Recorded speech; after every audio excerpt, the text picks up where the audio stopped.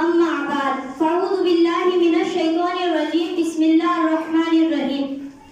मोहतरमी सदर साहब, काबिल सद एहतराम असातिज़ा इकराम और मेरे अजीज साथियों, अस्सलामु अलैकुम। मेरा मौज़ूए सुखन है कोविड-19 के हालात और हमारा किरदार। वाह, कितना अच्छा, प्यारा और गहरा मौजू है। तो आइए चंद माह पीछे चलते हैं और कुछ याद करते हैं जब हमारी जिंदगी में एक नादीदा वायरस जो चीन के वुहान से आया था और अपने साथ मौत का साया भी लाया था। उफ, कैसे उदास दिन थे वो। हर तरफ सन्नाटा था, खौफ नाच रहा था तो मौत रक्स कर रही थी और कोरोना के मरीजों की हालत तो अल्लाह की पनाह। किसी को सख्त सर्दी, किसी को मुसलसल खांसी, किसी का दम घुट रहा था तो कोई दम तोड़ रहा था, तो किसी का सीना लोहार की ढुकनी बन गया था और उस पर अपने घरों की फिराक में सैकड़ों किलोमीटर पैदल सफर करने वालों का अज़्दहाम।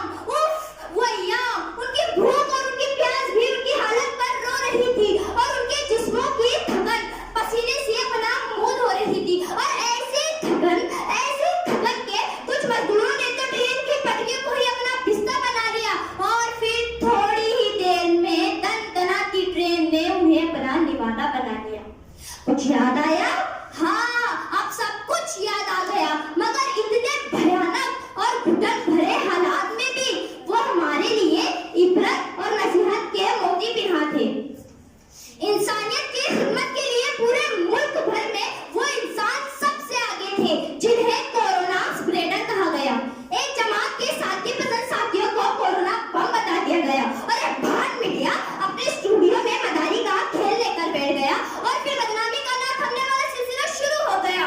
मगर हाँ, वो कहते हैं ना कि मुद्दई लाख बुरा चाहे तो क्या होता है, कि मुद्दई लाख बुरा चाहे तो क्या होता है, वही होता है जो मंजूरे खुदा होता है। दोस्तों, अदालतों में कानून अभी जिंदा है।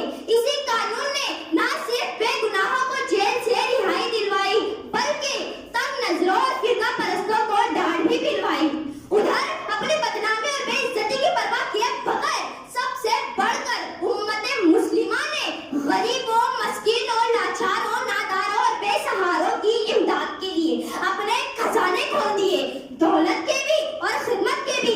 ऐसे दौर में जबकि भाई भाई से डर रहा था, बेटा बाप से दूर भाग रहा था, यहाँ तक कि अंतिम संस्कार को भी कोई रिश्तेदार नहीं आ रहा था, ऐसे दौर में अपनी बदनामी और बेइज्जती की परवाह किए बगैर उन्होंने भूखों को खाना खिलाया, उनके छाले भरे उनके तलवों पर मरहम लगाया, रोतों के आंसू पोंछे, यहाँ तक कि अपनी जान की परवाह किए बगैर कोरोना के मरीजों का इलाज भी किया।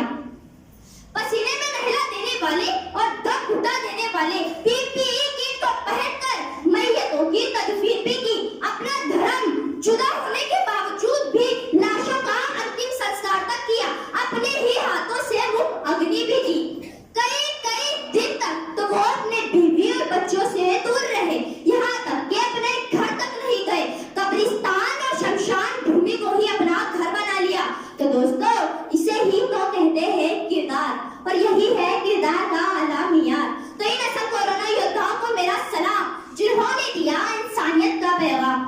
मैं अपनी तकरीर कुछ इन अल्फाज पे खत्म करती हूँ कि करो मेहरबानी तुम अहले ज़मीन पर, करो मेहरबानी तुम अहले ज़मीन पर, खुदा भी मेहरबान होगा अर्श बरी पर, खुदा भी मेहरबान होगा अर्श बरी पर। खुदा हाफिज़।